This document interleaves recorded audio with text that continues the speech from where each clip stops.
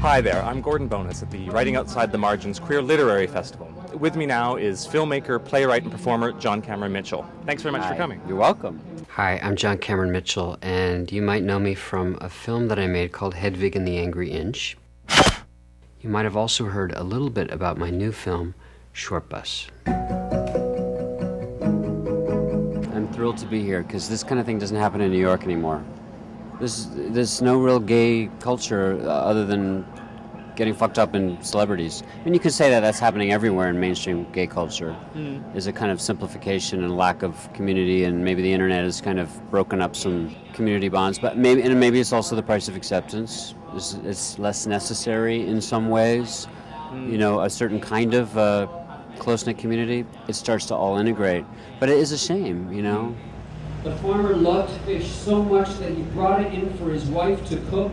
Nevertheless, the wife refused because the carp is a lowly fish who feeds on unsavory muck. Genesis of your last two films, Hedwig and Short Bus, had two very different processes. I mean, Hedwig grew out of a hit play, and Short Bus grew out of a long, improvisational, collaborative process. You seem to be reinventing the wheel every time you make a film. Are you always setting up yourself for a new challenge or doing something new each time out? I'm setting myself up for disappointment in a different way. When you made the decision to adapt Hedwig to film, I think at one point you were looking for film directors, and then you decided to helm it yourself. It seems to me you've got a lot of cojones. You're just going to go for it sometimes and just do stuff that you actually haven't done before. Well, you know, I wasn't sure if I could be in it and direct myself, but I also couldn't think of a perfect director, you know, that was still living. You know, if they, you know, Bob Fosse or Hal Ashby or some other people came to mind, but they were dead. So I went to the Sundance lab to figure out whether I could direct myself. And I had a friend direct me in a scene, and then I directed myself in the same scene and realized the one I directed was better and it flowed more, and I was just bored when I was just an actor. So even though I knew it was going to be hard, I realized that when you have 50 minutes left, two heads are not better than one. Feel the thought first, then get on the bus. All right, you gotta pull the bus over. All right, you're not riding safely. Park. Your decision to shoot real sex scenes in Short Bus, I think, really creates a sense of immediacy and honesty that you wouldn't otherwise get in a film. Can you talk about why you made that decision?